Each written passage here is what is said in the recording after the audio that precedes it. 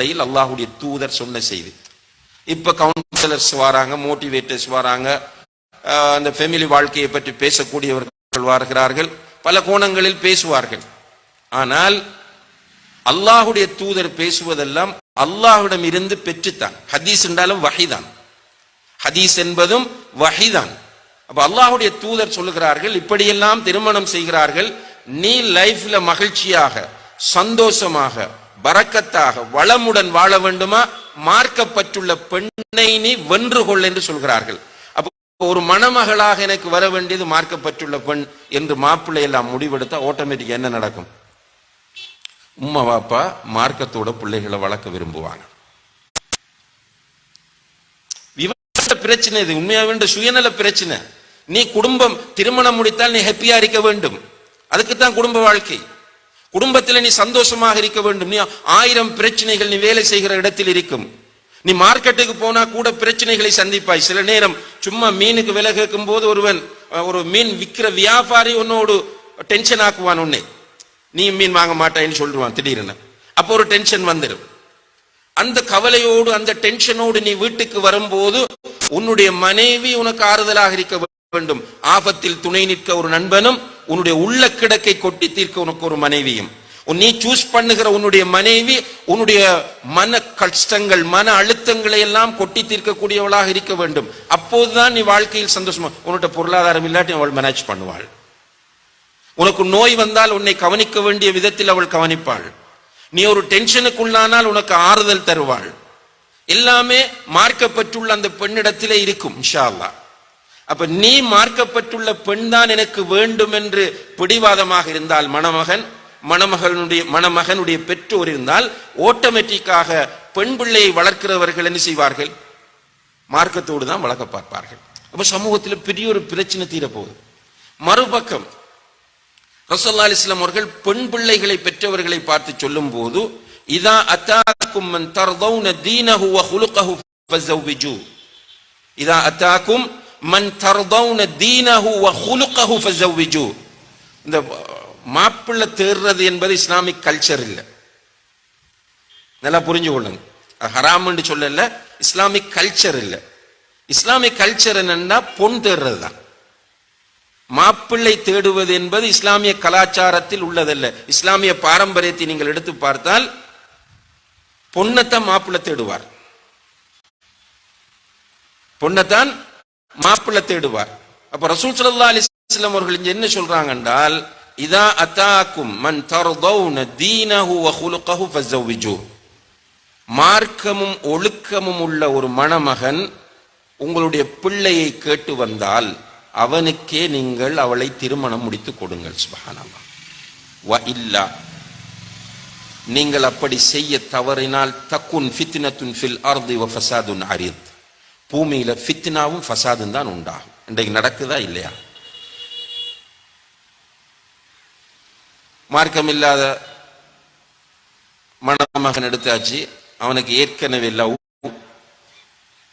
கல்யாணம் முடிச்சதுக்கு பிறகு பெனேட்ட ஒரு வெளியூர் பிள்ளை உண்டு கால் பண்ணி சொன்னாங்க, கல்யாணம் முடிச்சு ஒரு மாசம் ஆகுது, 3 கிழமை, ஒரு மாசம் கிட்டத்தட்ட. அவங்களோட மாப்பிள்ளை வீட்டுக்கு தானே கூட்டி போவாங்க.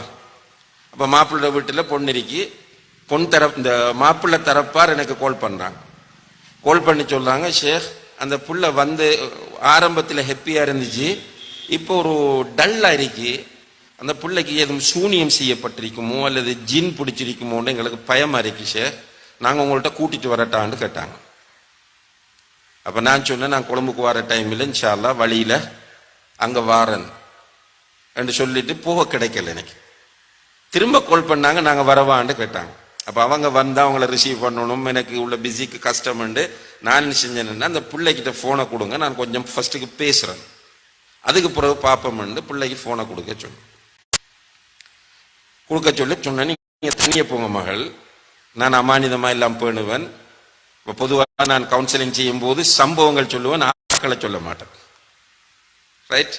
அப்ப உங்களோட செய்தியை நான் அமானிதமாக பேணி பாதுகாப்பேன்.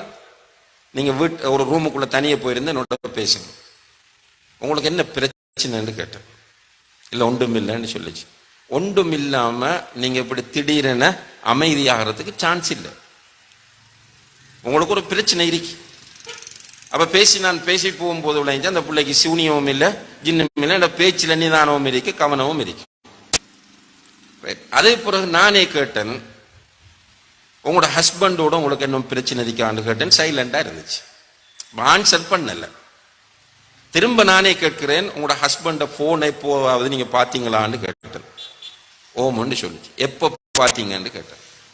அவர் பாத்ரூம் போன நேரம் நான் அவரோட போனை பார்த்தேன். என்ன இருந்துச்சு போன்லன்னு கேட்டேன். இவர் ஏற்கனவே ஒரு பிள்ளையை லவ் பண்றார். அந்த பிள்ளைக்கு இவர் மெசேஜ் போட்டிருக்கிறார். அந்த பிள்ளை ரிப்ளை போட்டிருக்கு. இவர் போட்ட மெசேஜ் எல்லாம் நான் பார்த்தேன். அந்த பிள்ளை அவாய்ட் பண்ணுது இவரை. நீ இப்போ கல்யாணம் முடிச்சுட்டா என்ன மறந்துருன்னு அந்த பிள்ளை சொல்லுது. ஆனா இவர் சொல்றார், உன்னை மறக்க எழுதில்லை, என்னுடைய இந்த மனைவியோடு இருக்கும் போதெல்லாம் உன்னுடைய நினைவாகத்தான் எனக்கு இருக்கின்ற அவர் மெசேஜ் போட்டிருக்கிறார். மௌலவி, நான் எப்படி இவரோட சந்தோஷமா இருக்கிறேன்னு அந்த புள்ள கேட்கு. சுப்ஹானல்லாஹ். இது ஒரு எக்ஸாம்பிள். இது போல கோடிக்கணக்கான எக்ஸாம்பிள் இன்றைக்கு இருக்கு. மார்க்கம் இல்லாதவனை கல்யாணம் முடிச்சு கொடுக்குறீங்க, அவனுக்கு ஒரே நேரத்தில் 4-5 லவ். பிள்ளைக்கு போன்ல கண்டுக்குது. நைட்ல பெட்ல உட்கார்ந்து என்ன பண்றான், வைஃப் தூங்கிட்டான் நினைச்சுக்கு அவன் வாட்ஸ்அப்ல சாட் பண்ணிட்டு இருக்கிறான். அந்த புள்ள திடீர்னு முடிச்சு பார்க்குது, தேவையில்லாத போட்டோஸ் போகுது, அந்த என்னது சிம்பிள்கள் போகுது. இப்ப அந்த பிள்ளைக்கு டவுட் வருது, பிரச்சனை வருது. இப்படி தொடர்ச்சியாக பல பிரச்சனைகள். ஒரு எக்ஸாம்பிள் சொன்னேன். இப்ப நம்ம பார்க்கக்குள்ள மார்க்கம் ஒழுக்கம் பார்க்கல. நமக்கு தேவைன்னா நல்ல ஹைஃபை ஜாப், நல்ல இன்கம், இதை மட்டும்தான் பார்க்கிறோம். அன்புள்ள சகோதர சகோதரிகளே, இஸ்லாம் குடும்ப வாழ்க்கை இபாதத்துன்னு சொன்னா மாப்பிள்ளைய பார்க்கக்குள்ள இபாதத்தை பாருங்க. பெரிய பெரிய தாடி வச்சு ஜுப்பா போட்டு தஸ்மமணியோட பள்ளியில அதை சொல்லல. நான் பேசிக்காக மார்க்க விஷயங்களை பின்பற்றக்கூடியவனான்னு பாருங்க. 5 நேரம் தொழக்கூடியவனா, ஜும்மாவுக்கு டைமுக்கு போகக்கூடியவனா, போதை வஸ்துக்கள் பயன்படுத்தாதவனா, அவனோட ஃப்ரெண்ட்ஸை பாருங்க, நல்ல ஃப்ரெண்ட்ஷிப் உள்ளவனா, அவனை மாப்பிள்ளைய அடுங்க. பொருளாதாரம் என்பது அல்லாஹ் தார ஒரு விஷயம். குர்ஆன்ல திருமணத்தை பற்றி சொல்லும் போது திருமணம் முடிச்சு கொடுங்க, அவர்கள் ஏழைகளாக இருந்தால் அல்லாஹ் வசதியாக்குவான் என்று அல்லாஹ் சொல்றான். இஹ்லாஸோடு மார்க்க அடிப்படையில் திருமணம் செய்தால் பரக்கத்து வரும். பொருளாதாரத்துக்கான வழி அல்லாஹ் தருவான். பொருளாதாரத்தை வைத்து திருமணம் முடிக்க போனால் பாதிப்பு தான். இங்க சொல்றாங்க ரசூலுல்லாஹி அலைஹி வஸல்லம், ஒரு பெண்ணை யார் ஒருவர் அவளிடம் இருக்கிற பணத்திற்காக திருமணம் செய்கிறார், அவருக்கு அல்லாஹ் வறுமையை தான் ஏற்படுத்துவான். பணம் எடுக்கக்கூடாது என்பதும் இல்லை, பணம் தேவையில்லை என்றதும் இல்லை. பணம் என்கிற முதல் நிலை வரக்கூடாது. ஒரு பெண், இமாம் அஹ்மது பின் ஹம்பல் ரஹ்மத்துல்லாஹி சொல்கிறார்கள், நீ ஒரு பொன் பார்க்கிற நேரம் உனக்கு என்னென்ன உனக்கிட்ட ஒரு ஆசை இருக்கும். ஒரு பொண்ணு எப்படி இருக்கணும் என்ற ஒரு ஆசை உன்னிடம் இருக்கும். அந்த ஆசை எல்லாத்தையும் முன்னில கொண்டு வந்து பொண்ணை பாரு. அவள் அழகா இருக்கணும்னு நினைப்பாய், அழகு இருக்கணும்னு பாரு. அவள் படிச்சிருக்கணும்னு நினைப்பாய், படிப்பை பாரு.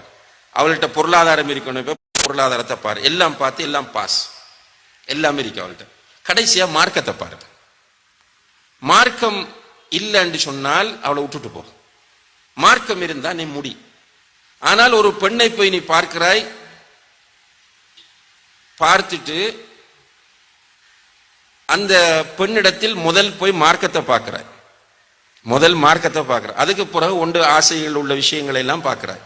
ஆனா அது எதுவும் அவள்கிட்ட இல்லைண்டா யாரை விட்டுட்டு வரப்போறாய்? நீ மார்க்கப்பட்டுள்ள ஒரு பிள்ளை வேணான்ட்டு வரப்போறாய். மார்க்கப்பட்டுள்ள பிள்ளைய வேணாண்டு வரக்கூடாது. முதல் ஒன்ற விஷயங்களை பாரு, அது ஓகேன்னா மார்க்கம் இருக்காண்டு பாரு. மார்க்கம் இருந்தா அதை ஏற்றுக்கொள், மார்க்கம் இல்லைன்னா அந்த பிள்ளைய வேணான்னுட்டு வா. நீ யாரை விட்டுட்டு வந்துருக்கா? இப்ப ஒரு பணக்காரையை விட்டுட்டு வந்தாய், ஒரு அழகான பிள்ளையை விட்டு வந்தாய். ஆனால் எதுக்காக விட்டுட்டு வந்தாய்? அல்லாஹுக்காக விட்டுட்டு வந்தாய். உனக்கு அல்லாஹ் நல்ல வாழ்க்கையை தருவான். அப்ப திருமணம் முடிக்க போகிற மணமகன் எனக்கு மார்க்கப்பட்டுள்ள பெண் தான் வேண்டும் என்றிருந்தால், திருமணம் முடித்து கொடுக்கிற பெற்றோர் என்னுடைய மகளுக்கு மார்க்கப்பட்டுள்ள ஒரு மணமகன் தான் தேவை என்று முடிவெடுத்தால், குடும்ப வாழ்க்கையினுடைய அடிப்படை நோக்கமாகிய மகிழ்ச்சி என்பது சாதாரணமாக வந்துவிடும். ஆனால் இந்த விஷயத்தை சீரியஸாக யாரும் யோசிக்காம, மாப்பிள்ளை வேணும், மாப்பிள்ளை வேணும், பொன் வேணும், பொன் வேணும்ன்ட்டு கல்யாணம் முடிச்சதுக்கு பிறகு சுப்ஹானல்லாஹ், இன்று சமுதாயத்தில் இந்த ஃபீல்டில், அதாவது இந்த கவுன்சிலிங் இதுகள் செய்யக்கூடியவர்கள்ட்ட நீங்க போய் கேட்டு பார்த்தா தெரியும், நிறைய பேர் மிகப்பெரிய மன அழுத்தங்களோடு வாழ்ந்து கொண்டிருக்கிறார்கள்.